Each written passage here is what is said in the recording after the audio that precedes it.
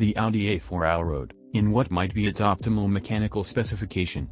The middle of three diesel-powered options, the 3.0-liter TDI 218 model gets you the relative smoothness of Audi's 6-cylinder TDI diesel engine, and the wider spread of torque that it provides, for less than 2,000 pounds more than the equivalent 2.0-liter TDI 190.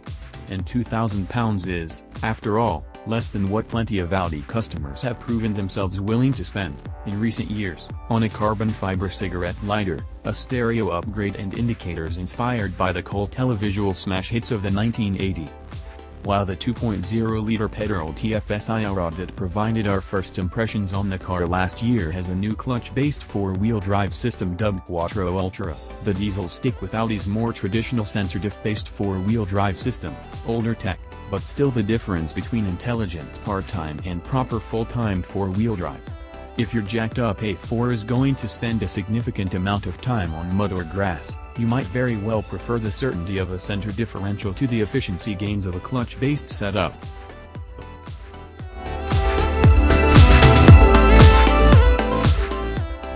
Elsewhere on the spec sheet, the A4 Allroad still doesn't quite offer the extra capability of its older soft-roading big brother, the A6 Allroad, although it is getting closer. Whereas you can have height adjustable air suspension on an A6, the A4's ride height is fixed, offering 34 mm of additional ground clearance over a normal A4 Avant. The only way the smaller car's suspension can be adjusted is if you get optional adaptive dampers.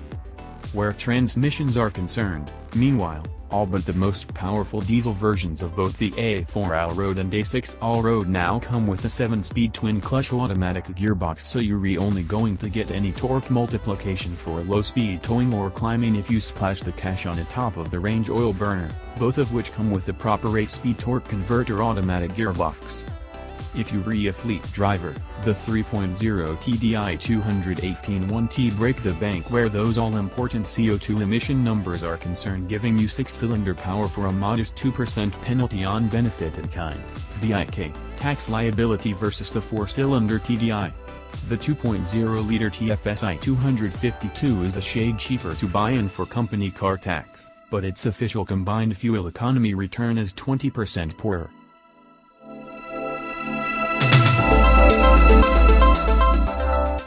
The Allroad is probably the A4 at its very best, and I've no doubt this particular diesel is the pick of the A4 Allroad range. Plenty of Audi drivers might disagree, of course mostly the ones who like their lowered suspension and S-line styling kits.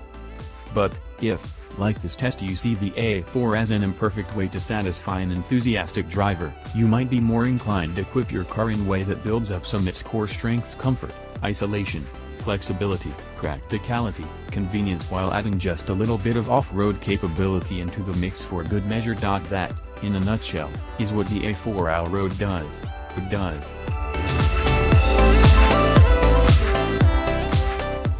The V6 engine might only produce 295 pounds-foot of torque, the same peak quantity as the 2.0 TDI, sure, but it's on tap from just 1,250 revolutions per minute all the way through until 3,800 revolutions per minute, giving the 6-cylinder engine a productive sweet spot some 40% broader than the 4-cylinder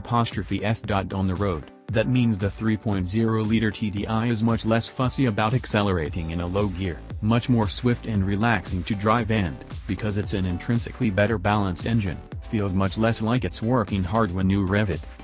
Most of the time, Audi's 7-speed S-tronic twin-clutch automatic gearbox is a fine match for that engine. There's a small but perceptible delay to initial step-off, no doubt, as the clutches not only manage their own machinations but also negotiate the added friction and inertia of that center.